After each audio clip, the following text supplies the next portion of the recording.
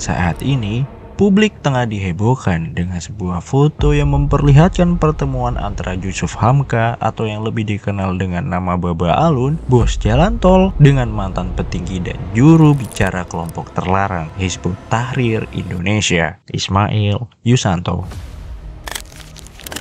Mungkin bagi sebagian orang, pertemuan ini mungkin dianggap biasa saja, namun sebenarnya ini adalah sinyal mengkhawatirkan yang perlu mendapat perhatian serius.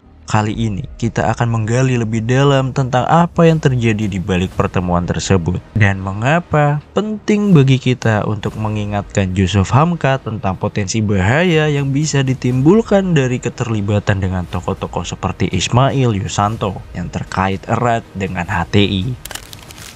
Sosok Ismail Yusanto sudah lama dikenal sebagai salah satu tokoh yang berada di balik Hizbut Tahrir Indonesia, sebuah organisasi yang sejak awal berdirinya di Indonesia telah memicu kontroversi. HTI yang anti-demokrasi dan bercita-cita mendirikan khilafah Islam sebagai bentuk pemerintahan global, selalu menebar kebencian terhadap pemerintah dan kebinekaan bangsa ini. Karenanya, tidak heran mayoritas masyarakat melihatnya sebagai ancaman, bukan saja terhadap keutuhan negeri ini, tetapi juga terhadap kewarasan kita semua.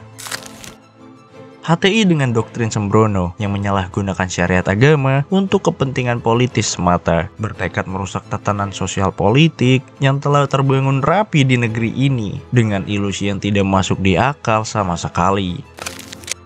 Mereka menganggap semua persoalan di dunia ini bisa diselesaikan dengan satu solusi saja, yakni khilafah, sebuah konsep semu yang tak jelas bentuk dan imbasnya. Sebagai dedengkot HTI, Ismail Yusanto jelas memiliki pengaruh besar dalam mendorong agenda tersebut. Selama ini, keterlibatannya dengan HTI selalu menjadi perhatian publik. Organisasi ini meskipun telah dibubarkan oleh pemerintah, pada tahun 2017 masih memiliki banyak simpatisan dan terus berupaya untuk menyebarkan ideologi khilafah melalui berbagai saluran.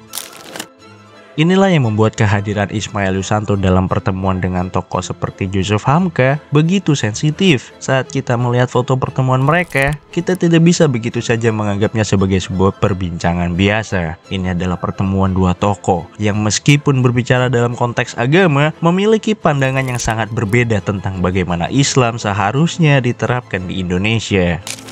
Yusuf Hamka yang dikenal pendekatannya yang moderat selalu mendorong pentingnya toleransi, kedamaian, dan kerukunan antar umat beragama. Sementara Ismail Yusanto dan HTI memiliki pandangan yang jauh lebih radikal tentang bagaimana sebuah negara Islam yang seharusnya dibangun. Sebagai seorang tokoh yang dihormati, Yusuf Hamka mungkin tidak sepenuhnya menyadari dampak dari pertemuan ini, terutama bagi mereka yang menganggap HTI sebagai ancaman terhadap kebinekaan Indonesia. Inilah saatnya kita mengingatkan beliau tentang bahaya yang bisa timbul dari kedekatannya dengan tokoh seperti Ismail Yusanto. Meskipun mungkin ada niat baik di balik pertemuan tersebut, kita harus berhati-hati. Keterlibatan dengan pihak yang memiliki agenda untuk mengganti sistem negara Indonesia yang berdasarkan Pancasila dengan khilafah jelas beresiko menimbulkan keretakan dalam masyarakat. Indonesia dengan segala keanekaragamannya telah memilih Pancasila sebagai dasar negara yang mengakomodasi keberagaman dan menjunjung tinggi toleransi. Ketika tokoh-tokoh tertentu mulai mendekati gerakan yang memiliki tujuan berbeda, kita harus bertanya, apakah ini sejalan dengan cita-cita bangsa? Apakah ini akan membawa kita pada keharmonisan atau malah menambah ketegangan di tengah-tengah masyarakat yang sudah cukup beragam?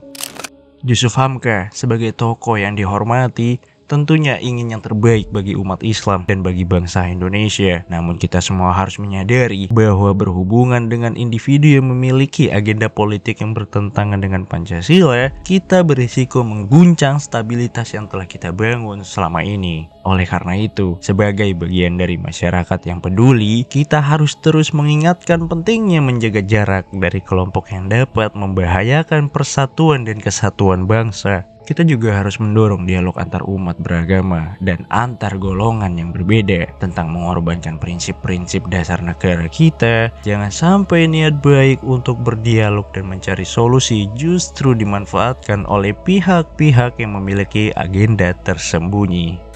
Kita harus terus menjaga persatuan, menjaga Indonesia tetap utuh dengan keberagaman yang ada, dan menjunjung tinggi nilai-nilai Pancasila.